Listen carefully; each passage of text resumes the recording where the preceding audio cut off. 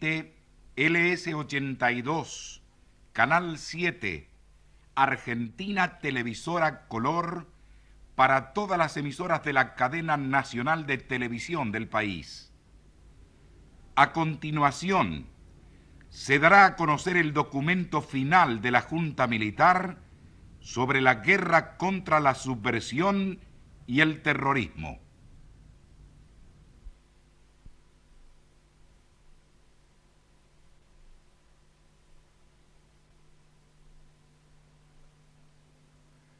La Junta Militar presenta a la ciudadanía un cuadro del desarrollo de la agresión terrorista a lo largo de casi 2 décadas, y por su intermedio, las Fuerzas Armadas asumen la cuota de responsabilidad histórica que les compete frente a la nación, en el planteamiento y ejecución de las acciones en las que no se agotan las responsabilidades que frente a la República pudieran corresponder a otros estamentos, sectores e instituciones.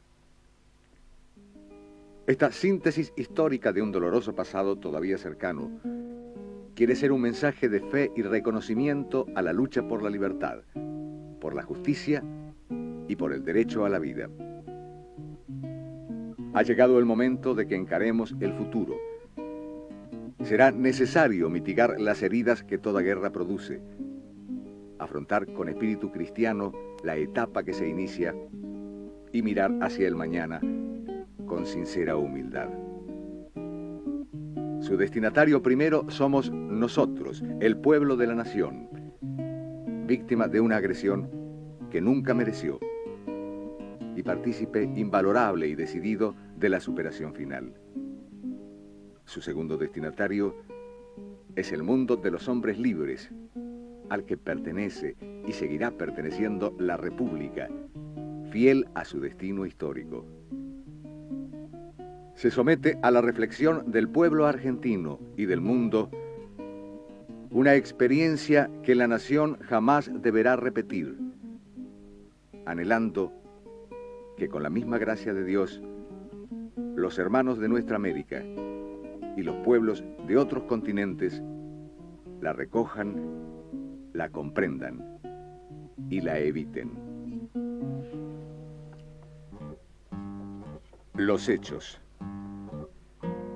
La República Argentina, a partir de mediados de la década del 60, comenzó a sufrir la agresión del terrorismo que, mediante el empleo de la violencia, intentaba hacer efectivo un proyecto político destinado a subvertir los valores morales y éticos compartidos por la inmensa mayoría de los argentinos. Procuraba modificar la concepción que del hombre y del Estado tiene nuestra comunidad, conquistando el poder por medio de la violencia, empleando el terror como un medio para tomar el poder. Se proponía llegar a la desaparición de la República como Estado democrático, jurídica y políticamente organizado, en una acción a nivel nacional y continental. La agresión tomó inicialmente la forma de guerrilla rural, pero sus intentos fracasaron.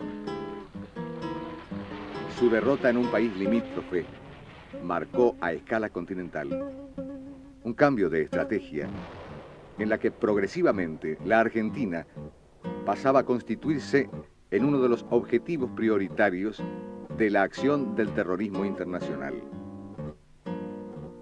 En este contexto, adquirió mayor gravitación el accionar del terrorismo urbano. Robos de armas, asaltos a bancos y otras instituciones, secuestros, extorsiones y asesinatos en escalada creciente hicieron que la opinión pública tomara conciencia de la acción delictiva de las 3 agrupaciones terroristas más poderosas: Fuerzas Armadas Revolucionarias, Ejército Revolucionario del Pueblo y Montoneros. El accionar de las mismas, dirigido a paralizar a la población, estuvo signado por una permanente e indiscriminada violación de los más fundamentales derechos humanos. Asesinatos, torturas, y prolongados secuestros son pruebas indiscutibles de sus actos y propósitos criminales.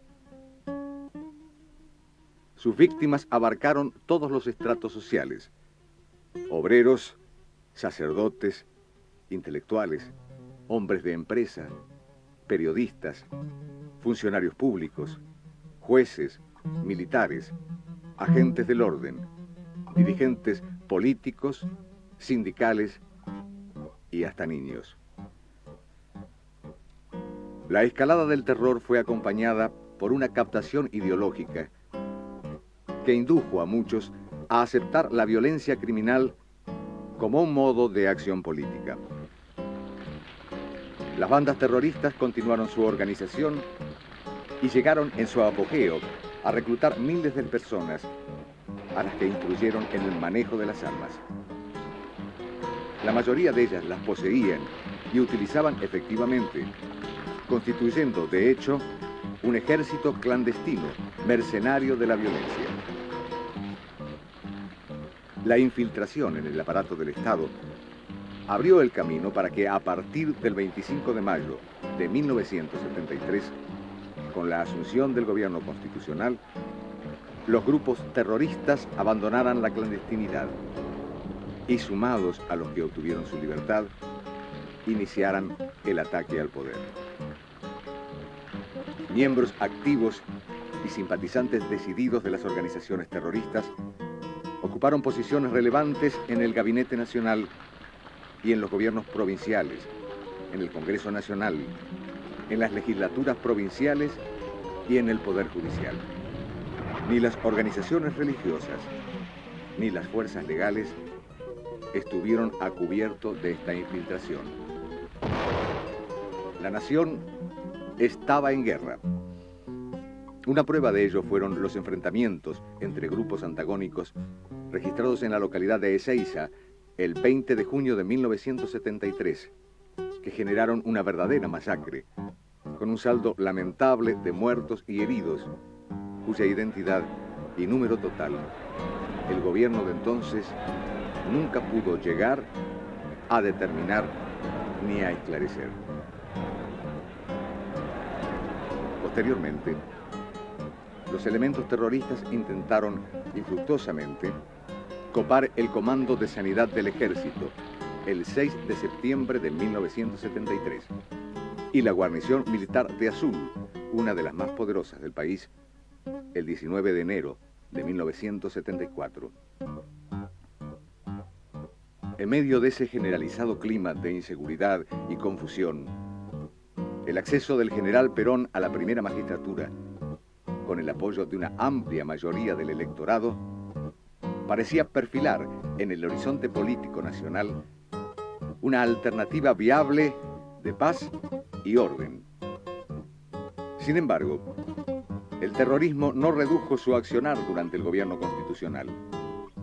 Por el contrario, la naturaleza criminosa de sus fines y sus métodos quedaron definitivamente en evidencia.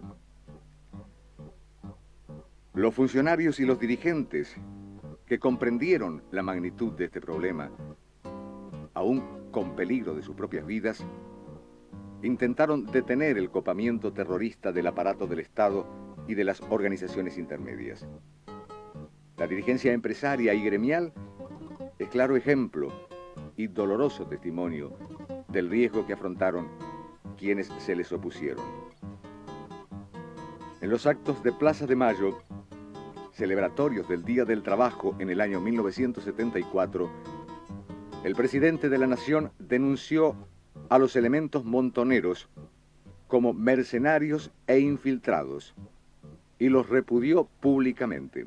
A estos estúpidos que gritan han visto caer a sus dirigentes asesinados sin que haya todavía sonado el escarmiento.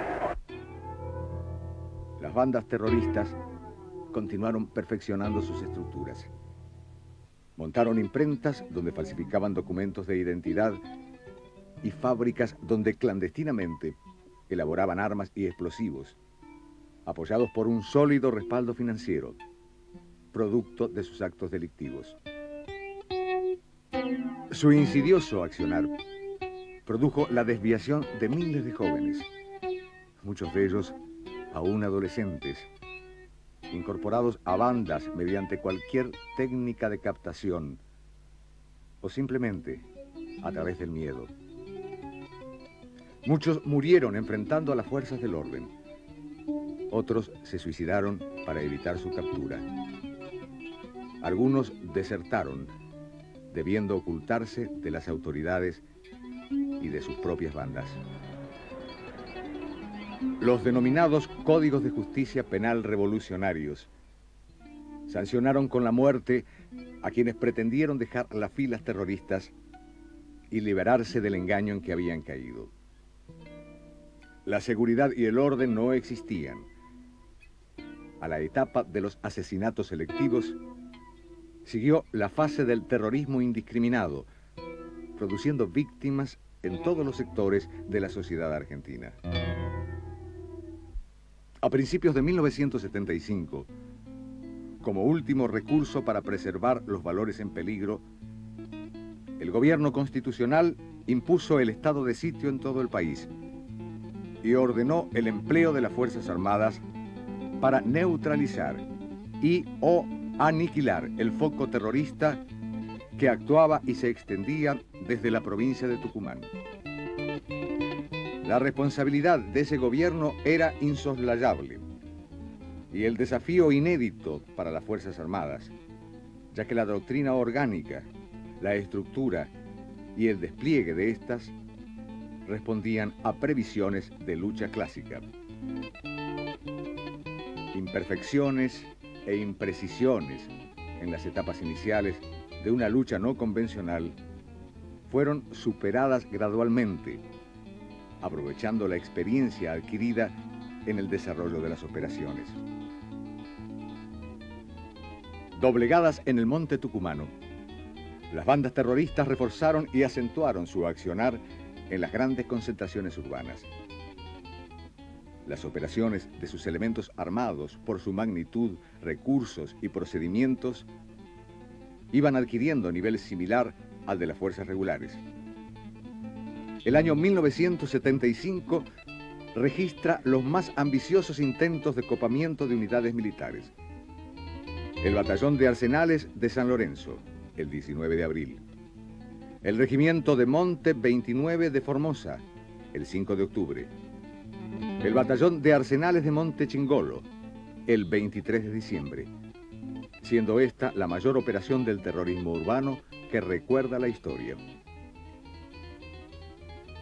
Las derrotas sufridas en los grandes enfrentamientos mostraron a los dirigentes terroristas la necesidad de volver a las tácticas originarias, basadas en la acción celular e individual.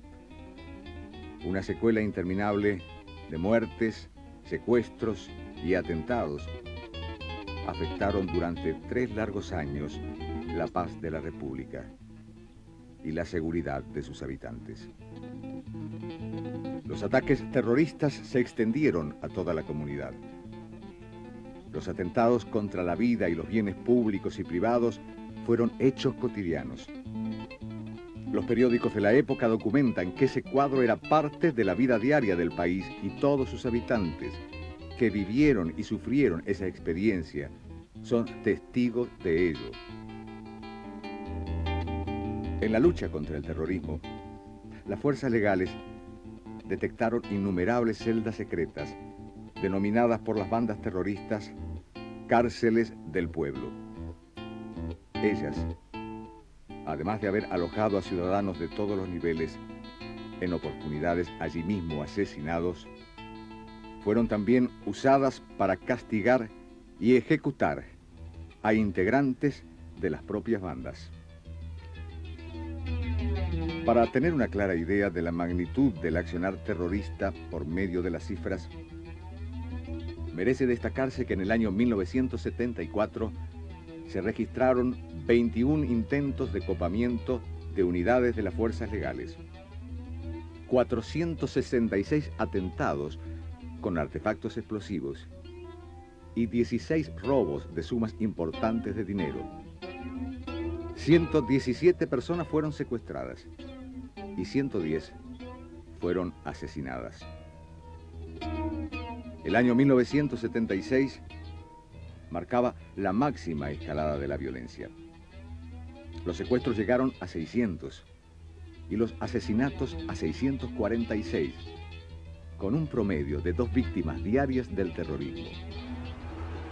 Se registraron 4.150 acciones terroristas entre copamientos de localidades, acciones de propaganda armada, intimidaciones extorsivas y atentados con explosivos. Un examen de la crónica periodística correspondiente a los años 1973 al 79 informa que en ese lapso, en 742 enfrentamientos, resultaron muertas 2.050 personas, cifra que no incluye las bajas sufridas por las fuerzas legales. Entre 1969 y 1979 se registraron 21.642 hechos terroristas. Esta cifra guarda relación con la magnitud de la estructura subversiva, que llegó a contar en su apogeo con 25.000 adherentes, de los cuales 15.000 fueron combatientes, es decir, individuos técnicamente capacitados e ideológicamente fanatizados para matar. La naturaleza y características propias de esta forma de ataque, sorpresivo, sistemático y permanente, obligaron a adoptar procedimientos inéditos en la guerra afrontada. Debió imponerse el más estricto secreto sobre la información relacionada con las acciones militares, sus logros, las operaciones en desarrollo y los descubrimientos realizados. Se tornaba imprescindible no alertar al adversario, no descubrir las propias intenciones, recuperando la iniciativa y sorpresa en las acciones, hasta ese momento en manos del oponente.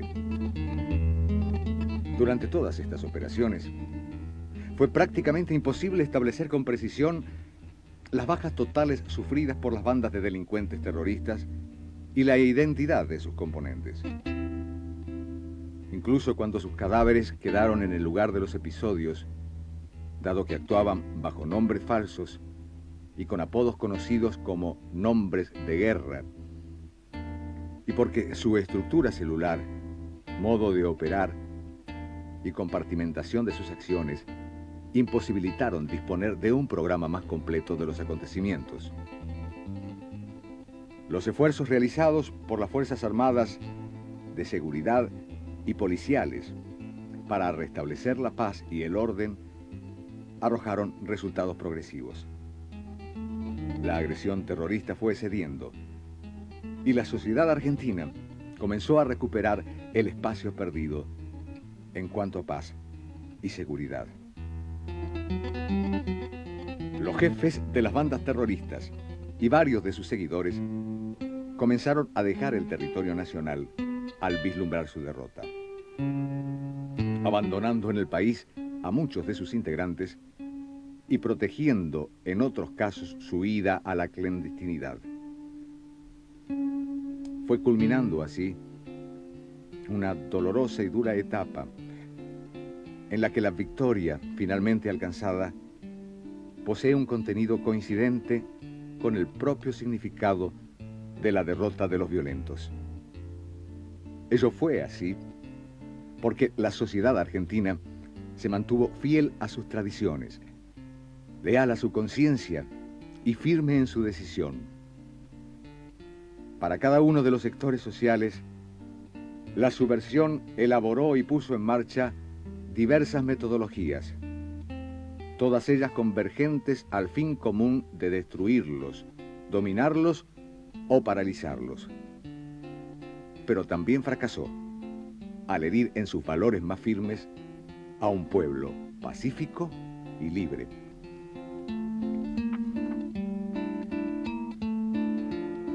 Los principios y los procedimientos. La preservación y el mantenimiento efectivo del goce de los derechos y las garantías que la Constitución reconoce a todos los habitantes de la nación, es decir, la salvaguardia de los derechos humanos, constituye la finalidad sustancial de la seguridad de un Estado democrático, como lo es la República Argentina, por su tradición histórica, política y jurídica. Este concepto de seguridad incluye también el resguardo de la inviolabilidad de su territorio contra amenazas externas e internas y la consolidación de un funcionamiento eficiente de su gobierno en el marco de la ley. La Constitución Nacional reconoce la adopción de mecanismos que suspenden transitoriamente los derechos y garantías individuales cuando situaciones objetivas de peligro crean riesgos graves para el bien común y para la seguridad de la nación.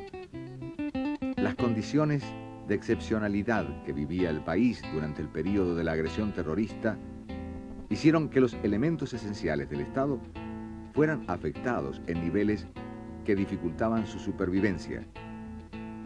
El ejercicio de los derechos humanos quedó a merced de la violencia selectiva o indiscriminada impuesta por el accionar terrorista, traducido en asesinatos, secuestros, juicios revolucionarios, salidas obligadas del país y contribuciones compulsivas. En extensas zonas del territorio, grupos subversivos actuaban desembosadamente con la mayor impunidad, mientras las fronteras nacionales eran traspuestas en ambos sentidos por terroristas argentinos y extranjeros munidos de documentación falsa o que eludían los puestos de control habilitados. La capacidad de actuar del gobierno se veía seriamente comprometida por la infiltración de la subversión y el vacío político causado por la muerte del presidente Perón. La sanción por parte del Congreso de la Nación de leyes que penalizaban en forma específica y con mayor gravedad las conductas subversivas y los actos terroristas, y la declaración del estado de sitio no fueron suficientes para conjurar la situación.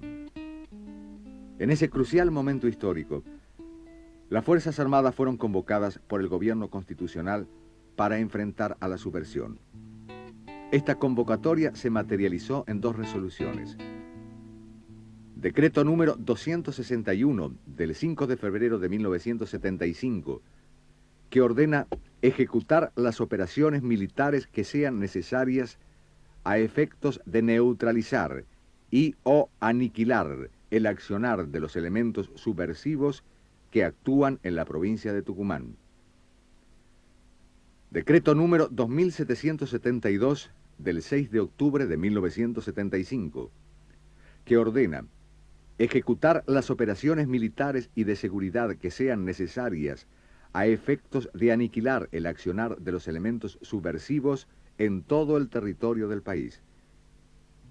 El gobierno nacional, en procura del bien común, por vía de este mandato legal y por intermedio de las Fuerzas Armadas, imponía el logro del restablecimiento de los derechos de todos los habitantes y de las condiciones esenciales que deben garantizar la inviolabilidad del territorio y la convivencia social, y así facilitar la capacidad de funcionamiento del gobierno.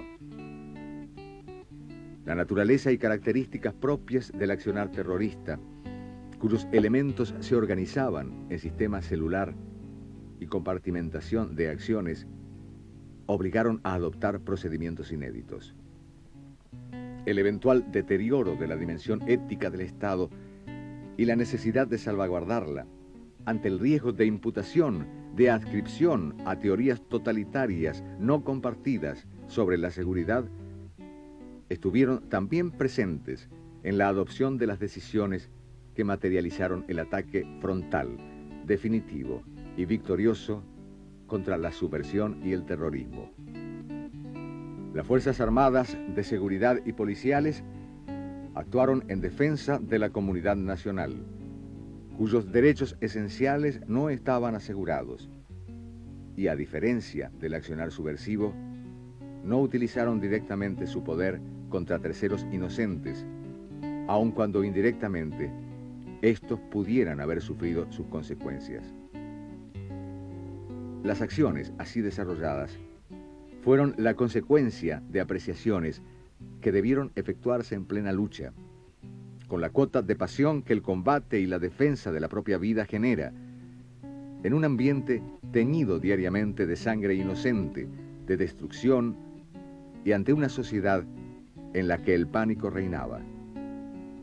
En este marco casi apocalíptico se cometieron errores que, como sucede en todo conflicto bélico, pudieron traspasar a veces los límites del respeto a los derechos humanos fundamentales y que quedan sujetos al juicio de Dios en cada conciencia y a la comprensión de los hombres. Fue por ello que, con la aprobación expresa o tácita de la mayoría de la población, y muchas veces con una colaboración inestimable de su parte, operaron contra la acción terrorista orgánicamente y bajo sus comandos naturales. En consecuencia, todo lo actuado fue realizado en cumplimiento de órdenes propias del servicio. No es fácil encontrar en la historia reciente un antecedente de las características que ofreció la situación argentina.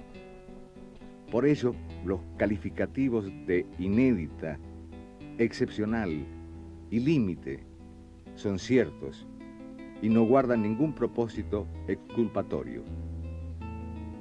Aquellas acciones que, como consecuencia del modo de operar, pudieron facilitar la comisión de hechos irregulares y que fueron detectados, han sido juzgados y sancionados por los consejos de guerra. Las Fuerzas Armadas aspiran a que esta dolorosa experiencia ilumine a nuestro pueblo para que todos podamos hallar los instrumentos compatibles con la ética y con el espíritu democrático de nuestras instituciones, que permitan asegurar con indiscutible legitimidad la defensa contra todo riesgo de disolución por la violencia y el terror. Las secuelas del conflicto.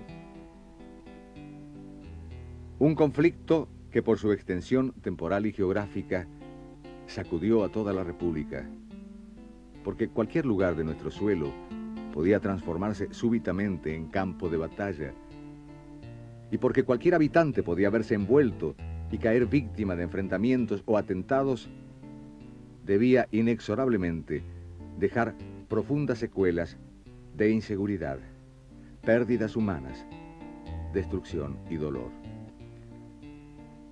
Muchos argentinos han sufrido y aún hoy padecen en respetable silencio las secuelas de una pérdida irreparable, sabiendo todo el país que no pocos de los autores materiales e ideológicos de esos asesinatos se encuentran en el exterior, gozando de una impunidad y, en algunos casos, de un apoyo que torna sospechosa la parcial y, por lo tanto, injusta preocupación que se expresa sobre una sola de las secuelas de esta peculiar guerra. Por ello es preciso puntualizar claramente que son muchas las heridas no cerradas de la sociedad argentina. Largos años de profunda inseguridad, frecuentes momentos de terror, pérdida de familiares y seres queridos que cayeron por obra de un ataque tan injustificado como artero, mutilaciones, largas detenciones y desaparición física de personas. Todas ellas, individuales y colectivas, físicas y espirituales, son las secuelas de una guerra que los argentinos debemos superar. Ello solo será posible con humildad y sin espíritu de revancha. Pero fundamentalmente, sin parcializaciones que, por injustas, solo servirán para que emerja a la superficie el dolor de quienes, contribuyendo a la paz de la República, han soportado con estoica conducta las secuelas de una agresión que no provocaron ni merecieron. En todo conflicto armado, resulta difícil dar datos completos. En la guerra clásica, donde los contendientes son de nacionalidades distintas, usan uniforme que los diferencian y están separados por líneas perfectamente identificables. existen numerosos desaparecidos. En una guerra de características tan peculiares como la vivida, donde el enemigo no usaba uniforme y sus documentos de identificación eran apócrifos, el número de muertos no identificados se incrementa significativamente. Las Fuerzas Armadas, fieles a la finalidad de restañar las heridas dejadas por la lucha y deseosas de aclarar las situaciones de duda que pudieran existir, ponen a disposición para consulta en el Ministerio del Interior la siguiente información.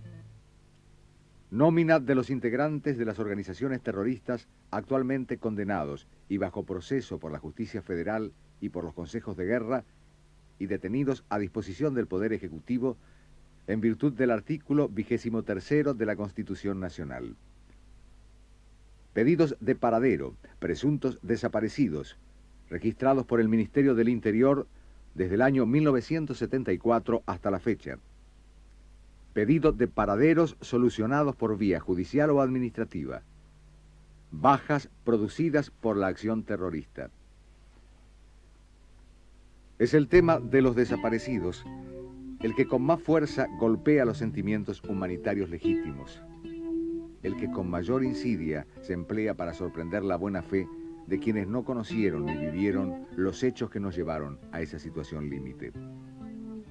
En reiteradas oportunidades, el Gobierno Nacional expresó a las comisiones específicas de los organismos internacionales competentes la circunstancia de que en los listados presentados, entre nombres incompletos y referencias confusas, figuraban personas que nunca se encontraron en esa situación, detenidos sobre los cuales las autoridades habían dado la información respectiva y hasta personas fallecidas de muerte natural o simplemente inexistentes. La experiencia vivida permite afirmar que muchas de las desapariciones son una consecuencia de la manera de operar de los terroristas. Ellos cambian sus auténticos nombres y apellidos, se conocen entre sí por los que denominan nombres de guerra y disponen de abundante documentación personal fraguada. Las mismas están vinculadas con lo que se denomina como el pasaje a la clandestinidad. Quienes deciden incorporarse a organizaciones terroristas lo hacen en forma subrepticia, abandonando su medio familiar, laboral y social. Es el caso más típico. Los familiares denuncian una desaparición cuya causa no se explica, o conociendo la causa, no la quieren explicar. Así, algunos desaparecidos, cuya ausencia se había denunciado, aparecieron luego ejecutando acciones terroristas. En otros casos, los terroristas abandonaron clandestinamente el país y viven en el exterior con identidad falsa. Otros, después de exiliarse, regresaron al país con identidad fraguada. Y existen también terroristas prófugos, aún en la República o en el extranjero. Hay casos de desertores de las distintas organizaciones que viven hoy con identidad falsa para proteger su propia vida en el país o en el exterior. Muchos de los caídos en enfrentamientos con las fuerzas legales no tenían ningún tipo de documento o poseían documentación falsa, y en muchos casos con las impresiones digitales borradas. Ante la inminencia de la captura, otros terroristas se suicidaron, normalmente mediante la ingestión de pastillas de cianuro. En estos casos, los cadáveres no fueron reclamados y ante la imposibilidad de identificarlos, fueron sepultados legalmente como NN. Siempre que les fue posible, los terroristas retiraron los cuerpos de sus muertos del lugar de un enfrentamiento. Los cadáveres, lo mismo que los heridos que fallecieron como consecuencia de la acción, fueron destruidos o enterrados clandestinamente por ellos. La lucha por la hegemonía del terror determinó asesinatos y secuestros entre organizaciones de distinto signo. El terrorismo, amparándose en un pseudo código revolucionario, hizo parodias de juicios y asesinó a aquellos de sus integrantes que defeccionaron o fracasaron en las misiones impuestas. Estos fueron sepultados con identidad falsa o en lugares y circunstancias desconocidos. Las fuerzas legales, durante el desarrollo de la lucha, infiltraron hombres en las organizaciones terroristas. Descubiertos, fueron ultimados sin que se registrara el lugar de sepultura. Asimismo, se han presentado casos de personas denunciadas como desaparecidas que luego aparecieron y desarrollaron una vida normal, sin que esta circunstancia hubiera sido puesta en conocimiento de las autoridades judiciales o administrativas competentes. Finalmente, la nómina de desaparecidos puede ser artificialmente aumentada si se computan los casos no atribuibles al fenómeno terrorista que se registran habitualmente en todos los grandes centros urbanos. Cabe destacar que los supuestos en que se denuncia la comisión de un secuestro son materia de investigación judicial. Gran número de causas por presuntos delitos de privación ilegítima de la libertad han sido iniciadas de oficio por los jueces competentes. La posibilidad de que personas consideradas desaparecidas pudieran encontrarse sepultadas como no identificadas ha sido siempre una de las principales hipótesis aceptadas por el gobierno. Coincidió con ese criterio el informe elaborado por la Comisión Interamericana de Derechos Humanos que visitó el país en 1979, al expresar que en distintos cementerios se podía verificar la inhumación de personas no identificadas que habían fallecido en forma violenta, en su mayoría en enfrentamientos con fuerzas legales. Se habla asimismo de personas desaparecidas que se encontrarían detenidas por el gobierno argentino en los más ignotos lugares del país. Todo esto no es sino una falsedad utilizada con fines políticos. Ni hay en los establecimientos carcelarios personas detenidas clandestinamente. En consecuencia, debe quedar definitivamente claro que quienes figuran en nóminas de desaparecidos y que no se encuentran exiliados o en clandestinidad, a los efectos jurídicos y administrativos, se considerarán muertos, aun cuando no pueda precisarse hasta el momento la causa y oportunidad del eventual deceso ni la ubicación de sus sepulturas. Consideraciones finales. No obstante ser el desprecio absoluto de los derechos humanos la expresión más trágica del fenómeno subversivo, el terrorismo es solo uno de los procedimientos. La agresión subversiva existe en virtud de que antes y durante su desarrollo, la ideología de la violencia se introdujo y dominó la educación y la cultura, el sector del trabajo, las estructuras de la economía, y hasta llegó a entronizarse en agrupaciones políticas y en el aparato del Estado. La victoria obtenida a tan alto precio contó con el consenso de la ciudadanía, que comprendió el complejo fenómeno de la subversión y expresó, a través de sus dirigentes, su repudio a la violencia. De esta actitud de la población se desprende con claridad que el deseo de la nación toda es poner punto final a un periodo doloroso de nuestra historia, para iniciar, en unión y libertad, la definitiva institucionalización constitucional de la República. Para lograr éxito en este camino, es imprescindible que tengamos el equilibrio suficiente para comprender lo acaecido, sin olvidar las circunstancias que nos llevaron al borde mismo de la disgregación, como así tampoco las responsabilidades que por acción u omisión les correspondieron a los distintos sectores de la comunidad, a fin de no recorrer otra vez ese doloroso camino que no queremos volver a transitar. Quienes dieron su vida para combatir el flagelo terrorista merecen el eterno homenaje de respeto y agradecimiento. Quienes supieron sostener los principios de un estilo de vida sustentado en el respeto a los derechos fundamentales de las personas y en los valores de la libertad, la paz y la democracia, arriesgando su seguridad personal y la de su familia, cuales fueron dirigentes políticos, sacerdotes, empresarios, sindicalistas, magistrados o simples ciudadanos, merecen el reconocimiento de la comunidad. Quienes han puesto su inteligencia, buena voluntad, solidaridad y piedad, ofreciendo todo el peso de su entrega al servicio de la reconciliación de la familia argentina son dignos de reconocimiento y respeto. Quienes perdieron la vida enrolados en las organizaciones terroristas que agredieron a esa misma sociedad que los había nutrido, más allá de las diferencias ideológicas, y unificados por la condición de hijos de Dios, reciban su perdón. Quienes han reconocido su error y han purgado sus culpas merecen ayuda. La sociedad argentina en su generosidad está dispuesta a recuperarlos en su seno. La reconciliación es el comienzo difícil de una era de madurez y de responsabilidad asumidas con realismo por todos. Las cicatrices son memoria dolorosa, pero también cimiento de una democracia fuerte, de un pueblo unido y libre. Un pueblo que aprendió que la subversión y el terrorismo son la muerte inexorable de la libertad.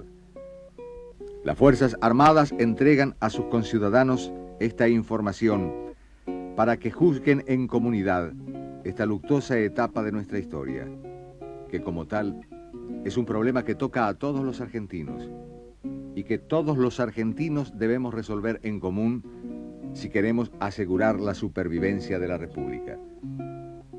Por todo lo expuesto, la Junta Militar declara: primero, que la información y explicitaciones proporcionadas en este documento es todo cuanto las Fuerzas Armadas disponen para dar a conocer a la nación sobre los resultados y consecuencias de la guerra contra la subversión y el terrorismo. Segundo, que en este marco de referencia no deseado por las Fuerzas Armadas y al que fueron impelidas para defender el sistema de vida nacional, únicamente el juicio histórico podrá determinar con exactitud a quién corresponde la responsabilidad directa de métodos injustos o muertes inocentes. Tercero, que el accionar de los integrantes de las Fuerzas Armadas en las operaciones realizadas con la guerra librada constituyeron actos de servicio. Cuarto, que las Fuerzas Armadas actuaron y lo harán toda vez que sea necesario en cumplimiento de un mandato emergente del Gobierno Nacional, aprovechando toda la experiencia recogida en esta circunstancia dolorosa de la vida nacional. Quinto, que las Fuerzas Armadas someten ante el pueblo y el juicio de la historia estas decisiones, que traducen una actitud que tuvo por meta defender el bien común, identificado en esa instancia con la supervivencia de la comunidad, y cuyo contenido asumen con el dolor auténtico de cristianos que reconocen los errores que pudieron haberse cometido en cumplimiento de la misión asignada. Ha transmitido LS82, Canal 7, Argentina Televisora Color, para todas las emisoras que integran la cadena nacional de televisión del país, las que a partir de este momento continuarán la difusión de sus respectivos programas.